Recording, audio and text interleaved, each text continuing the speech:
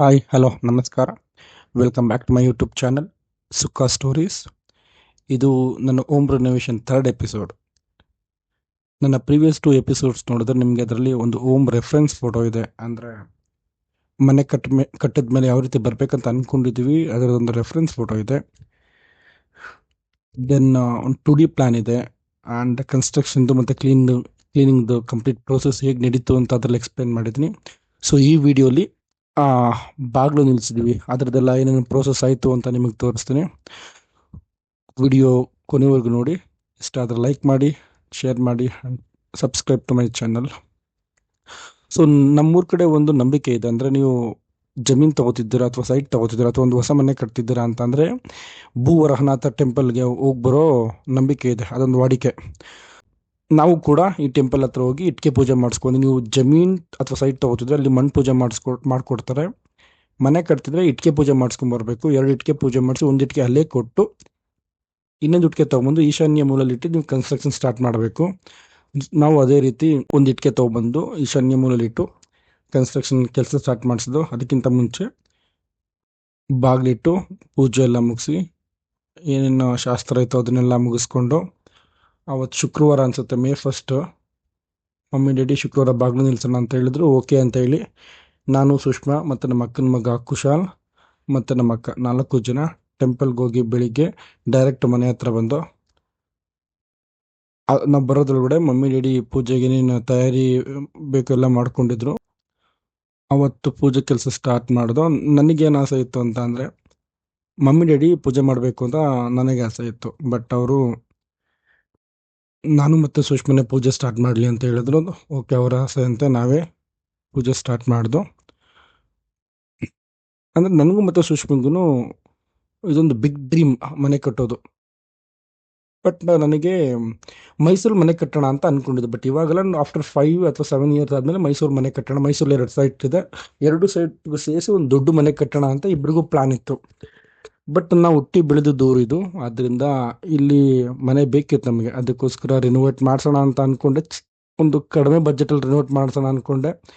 But renovate ಮಾಡಿಸ್ಬೇಕು ಅಂತ ಅಂದ್ಕೊಂಡ್ರೆ ನನ್ನ ಪರ್ಸ್ನಲ್ ಎಕ್ಸ್ಪೀರಿಯೆನ್ಸು, ನಾವು ಅಂದ್ಕೊಂಡಿರೋ ಬಜೆಟಲ್ಲಿ ಆಗೋಲ್ಲ, ಅದು ಸ್ವಲ್ಪ ಜಾಸ್ತಿನೇ ಆಗುತ್ತೆ. ಸೊ ಅದರಿಂದ ಈಗ ಒಂದು 15% ಮಾತ್ರ ಉಳ್ಕೊಂಡಿದೆ. ಇನ್ನು ಆಲ್ಮೋಸ್ಟ್ ಎಲ್ಲ ತೆಗೆದು ಫಸ್ಟಿಂದ ಕಟ್ತಾ ಇದ್ದೀವಿ. ಆಲ್ಮೋಸ್ಟ್ ಹೊಸ ಮನೆನೇ ಅಂದ್ಕೊಳ್ಳಿ. ಬಟ್ ನನಗೆ ನನ್ನ ಪ್ರೀವಿಯಸ್ ವಿಡಿಯೋದಲ್ಲಿ ಪದೇ ಪದೇ ಹೇಳಿದ್ದೀನಿ ಅಂತ ಅಂದ್ಕೋಬೇಡಿ, ನನಗೆ ಹಳೆ ಗೋಡೆಗಳು ಬೇಕಿತ್ತು, ಅದೊಂದು ನೆನಪಿಗೋಸ್ಕರ. ಪೂಜೆ ಒಳ್ಳೆ ರೀತಿಯಲ್ಲಿ ಆಯಿತು. ನಾನು ಸುಷ್ಮನು ಟ್ರಾವೆಲ್ ಮಾಡ್ಬೇಕಾದ್ರೆ ತುಂಬ ಟಾಪಿಕ್ಸ್ ಬಗ್ಗೆ ಡಿಸ್ಕಸ್ ಮಾಡ್ತೀವಿ. ಅಂದರೆ ವರ್ಕ್ ರಿಲೇಟೆಡ್ ಬಿಟ್ಟು ಬೇರೆ ಎಲ್ಲ ಚರ್ಚೆ ಮಾಡ್ತೀವಿ. ಸಿನಿಮಾದಾಗಿರಬಹುದು ಅಥವಾ ಫ್ಯಾಮಿಲಿ, ತುಂಬ ವಿಷಯಗಳ ಚರ್ಚೆ ಮಾಡ್ತೀವಿ. ಆ ವಿಷಯಗಳಲ್ಲಿ ಮನೆ ವಿಷಯ ಕೂಡ ಒಂದು, ಅದ್ರ ಬಗ್ಗೆ ತುಂಬ ಚರ್ಚೆ ಮಾಡ್ತೀವಿ. ಮನೆ ಹೇಗಿದ್ದರೆ ಚೆನ್ನಾಗಿರುತ್ತೆ, ಇಲ್ಲಿ ಏನೇನು ಬರಬೇಕು, ಇಂಟೀರಿಯರ್ ಯಾವ ರೀತಿ ಇರಬೇಕು, ಅದನ್ನು ತುಂಬ ಚರ್ಚೆ ಮಾಡ್ತಿರ್ತೀವಿ. ಅದನ್ನು ಮನೆ ಕಟ್ಟಿದ್ರೆ ಯಾವ ರೀತಿ ಎಲ್ಲ ಕಟ್ಟಬೇಕಂತ ನಾವು ಡಿಸ್ಕಷನ್ ಮಾಡಬೇಕಾದ್ರೆ ಅವಳದು ಕೆಲವು ಪಾಯಿಂಟ್ಸ್ ಇದೆ, ನನ್ನದು ಕೆಲವು ಪಾಯಿಂಟ್ಸ್ ಇದೆ. ನನ್ನ ಪಾಯಿಂಟ್ಸು ಅವಳಿಗೆ ಒಪ್ಪಿಗೆ ಆಗಲ್ಲ, ಅವಳ ಪಾಯಿಂಟ್ಸು ನನಗೆ ಒಪ್ಪಿಗೆ ಆಗಲ್ಲ. ಕೆಲವು ವಿಷಯದಲ್ಲಿ ಇಬ್ಬರು ಒಪ್ಕೋತೀವಿ, ಓಕೆ ಈ ರೀತಿ ಇದ್ದರೆ ಓಕೆ ಅಂತ ಇಬ್ಬರು ಒಪ್ಕೋತೀವಿ. ಬಟ್ ಕೆಲವು ವಿಷಯದಲ್ಲಿ ಒಬ್ರಿಗೊಬ್ರು ಒಪ್ಕೊಳ್ಳೋಕ್ಕಲ್ಲ. ಬಿಕಾಸ್ ನನಗೆ ನನ್ನ ಪಾಯಿಂಟ್ಸು ಸರಿ ಅನ್ನಿಸ್ತಿರುತ್ತೆ, ಅವಳಿಗೆ ಅವಳ ಪಾಯಿಂಟ್ಸು ಸರಿ ಅನ್ನಿಸ್ತಿರುತ್ತೆ. ದಟ್ಸ್ ಇಂಡಿವಿಜುವಲ್ ಡಿಫ್ರೆಂಟ್ ಪರ್ಸ್ಪೆಕ್ಟಿವ್ ಇರುತ್ತೆ ಬಿಡಿ.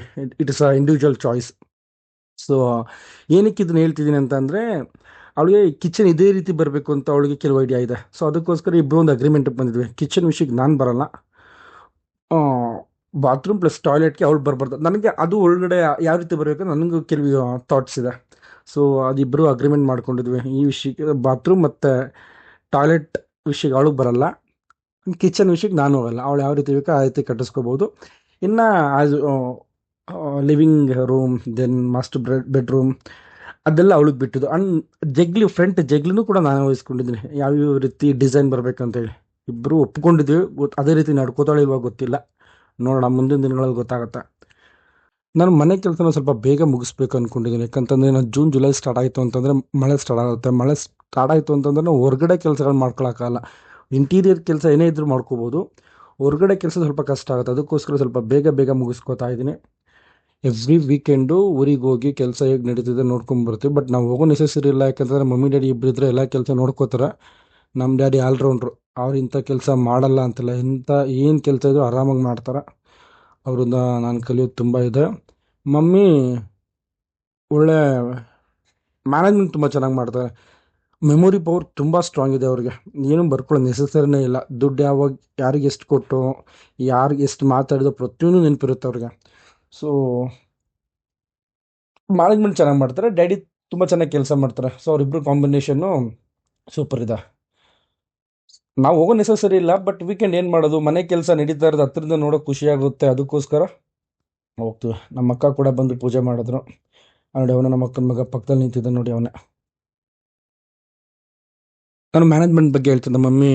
ಈಗ ಅವರು ನಮ್ಮ ಫ್ಯಾಮಿಲಿ ಮ್ಯಾನೇಜ್ ಮಾಡ್ಕೊಂಡು ಬಂದಿರೋದೆ ನಮ್ಮ ಮಮ್ಮಿ. ಅಂದರೆ ನಮ್ಮ ಡ್ಯಾಡಿ ತುಂಬ ಚೆನ್ನಾಗಿ ಕೆಲಸ ಮಾಡ್ತಾರೆ, ಬಟ್ ಕಂಪ್ಲೀಟ್ ಮನೆ ನಡ್ಸ್ಕೊಂಡು ಬಂದಿರೋದೆ ನಮ್ಮ mummy. So complete credit goes to my mother.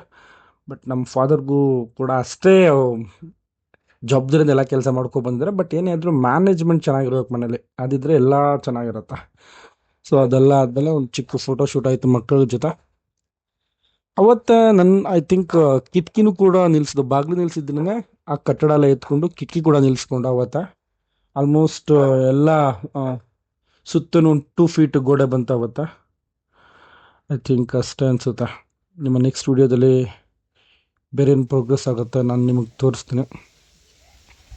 Video ನೋಡಿದ್ದಕ್ಕೆ ಧನ್ಯವಾದಗಳು. ಹಾಗೇ ನೋಡಿ, ಪ್ರತಿ ಸ್ಟೇಜಲ್ಲೂ ನಾನು ನಮ್ಮ ಮಮ್ಮಿ ಡ್ಯಾಡಿ ಫೋಟೋ ತೊಗೋಬೇಕು ಅಂದ್ಕೊಂಡಿದ್ದೀನಿ. ಯಾವ ರೀತಿ ಪ್ರೋಗ್ರೆಸ್ ಆಗ್ತಿರುತ್ತೆ ಮನೆ. ಸೊ ಅದೇ ರೀತಿ ಇಲ್ಲಿ ಕೂಡ ಫೋಟೋ ತೊಗೊಂಡಿದ್ದೀನಿ. Thanks for watching. Keep supporting. Video ಇಷ್ಟ ಆಗಿದ್ರೆ ಲೈಕ್ ಮಾಡಿ, ಶೇರ್ ಮಾಡಿ ಆ್ಯಂಡ್ ಸಬ್ಸ್ಕ್ರೈಬ್ ಮಾಡಿ. Thank you all. Bye bye.